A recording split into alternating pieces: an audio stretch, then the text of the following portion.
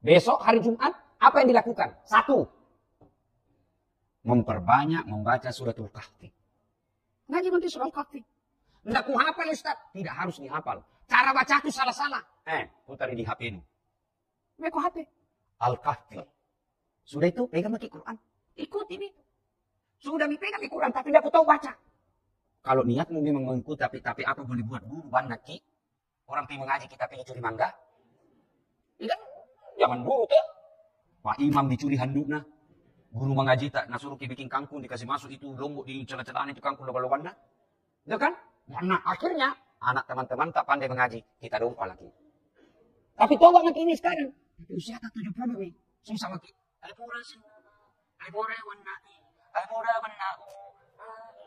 Dilupa itu semua. Ya kan? Nah, wala ta'asu min rauqillah. Jangan kau putus asa akan rahmat Allah. Lihat saja itu. Kau lihat saja itu Quran meskipun kau tidak tahu baca sudah dapat pahala. Bagaimana yang lihat? Kasih. Maka itu Tommy dan Tommy baru belajar. Kalau ada PKTPA, anak-anak kayak anak SD, anak TK belajar ngaji bikin tuh maki PKTPA orang tua. Dia maki malu-malu. Jadi malu-malu maki Ustaz. Masa berkubis maki pitong ke wisuda? Yang tong maki wisuda. Yang penting bisa ngaji. Belajar maki. Tiba-tiba lagi belajar maki ini Iqra 2, ajal menjemput. Allah sudah mengampuni dosa-dosamu karena kamu sudah ada niat. Baik, belajar ki. Boleh? Nah, ya. Satu, membaca suratul Kahfi. Yang kedua, yang disunahkan amalkan di hari Jumat, memperbanyak sholawat. Allahumma salli ala sayyidina Muhammad wa ala sayyidina Muhammad. Pegang pakai tasbih. Bilang-bilang. Meskipun ada juga orang bilang itu tidak ada sunnah. Itu amalan para pendeta pakai. Tasbih pendeta saja. Kalau orang pendeta pakai ki. Kalau kita Islam pakai, Islam bisa deh. Sama tuh ini HP. Kalau orang Kristen pegang ini HP Kristen. Ya toh, kalau Islam pegang HP Islam. Jadi jangan bikin susah. Yang tidak mau pakai tasbih jangan mau, tapi jangan bilang ini yang pakai tasbih sesat. Kasih sesat sesama muslim. Sama kiblatmu, sama nabimu, sama sahadatmu, sama rukun imanmu, sama rukun Islammu. Masa gara-gara tasbih ku bilang kafir? Maka ada tuh penceramah biasa bikin pusing. Karena bilang 40 kesalahan orang yang sholat. Banyaknya. Nah, rukunnya saja 13 nih. Itu nggak saya itu banyak sekali bela. Kesalahan orang yang sholat berjamaah. Kenapa tuh bikin kasih takut orang yang sholat berjamaah? Kenapa bukan judulnya ceramahmu kesalahan orang yang tidak pernah berjamaah? Ada tuh itu sangi neraka mami ada cerita. Ada deh. Di beta di Perancis. Warung kopi banyak utang. Sampai di istri di marah-marah istri sampai dong kau. Sampai di istri mudah-mudahan pencerahan nenek salah. Nggak ada dirasa nenek ini hidup. Sangi neraka dibanting dihipat ditusuk pantat. Caca. Kayak dia mami panitia hari kiamat. Ya kan? Nah, ibu kalau pegang kita tasbih, kan itu termotivasi ki. Coba maki pegang penampilan dan bilang orang tuh, pegang maki bede. Otomatis itu mulut tak ingat Allah. Begitu ibu pegang langsung kita bilang, subhanallah. Tidak ada orang pegang tasbih langsung bilang, taripan 2 onte 3, beda taneka gitu. Ya kan? Itu memotivasi namanya. Supaya kita lebih gampang beribadah. Kenapa 100? Biasanya tidak berhenti orang sebelum sampai ke putaran 99. Itu gunanya. Sekarang canggih nih. Ada yang namanya digital. Ya, canggih itu. Ada yang murah. Ada yang mahal.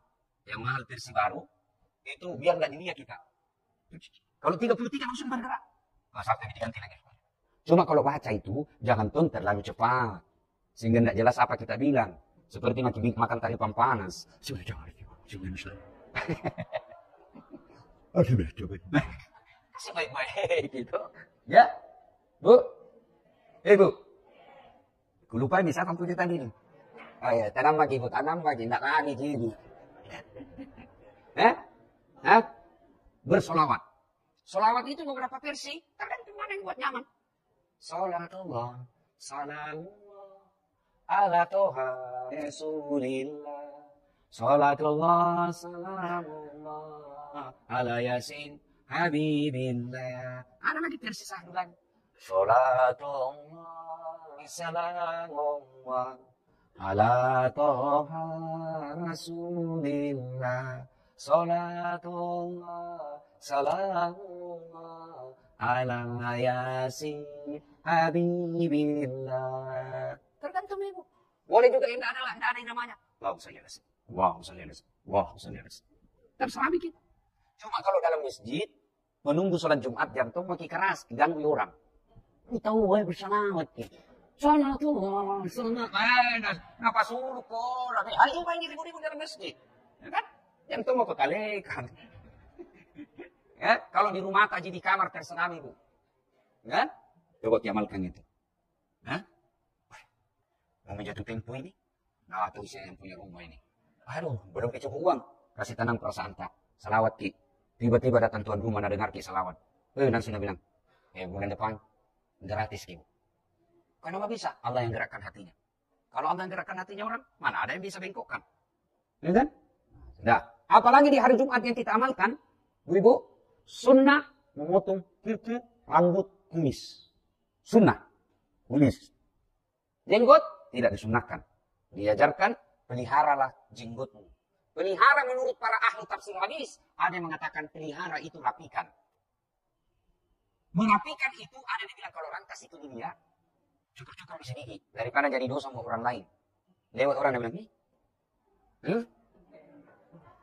kadang tuh waktu pacala-cala. Orang pelihara jenggot dia datang, urusan orang. Nah kan ini, jenggot Pancasila, urusan orang. Kadang ada orang pacala-cala begitu pak. Tetangga anak orang pelihara jenggot, nak kamu dibilang sunnah. Dia ada cala terus. Akhirnya apa? Ketika ngidam, nggak bisa tenang, nggak bisa tidur kalau nggak pegang jenggotnya tetangga. Jadi kalau mau tidur datang bisa di suaminya pak. Jenggot tadi dulu. Jadi apa cala-cala? Urusannya orang. Kita juga yang pelihara jenggot. Jangan tahu mau calai teman tak yang tidak pelihara jenggot. Kan? Namanya pelihara jenggot itu sunnah.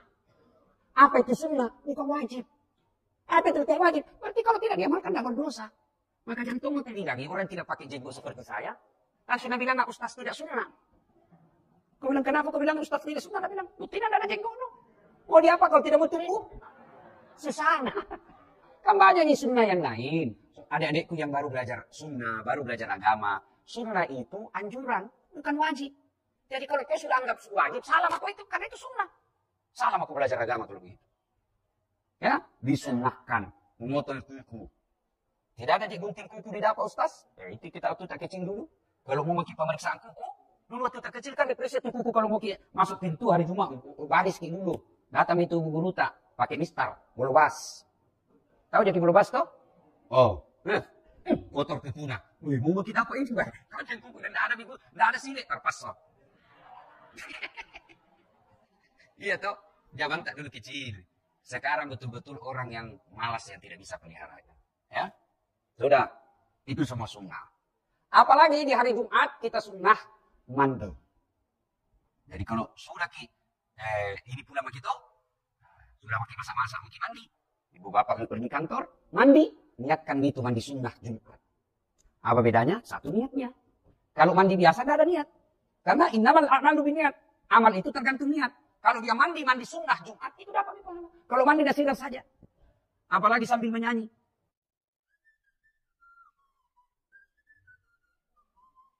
Artinya enggak apa-apa. Ya kan? Disunnahkan. Kalau Rasulullah itu mandi, beliau tidak pernah telanjang bulat. Selalu ada pelindung. Ya kan? Kalau bapak mau dapat pahala, mandi sama istri. Coba mau kita.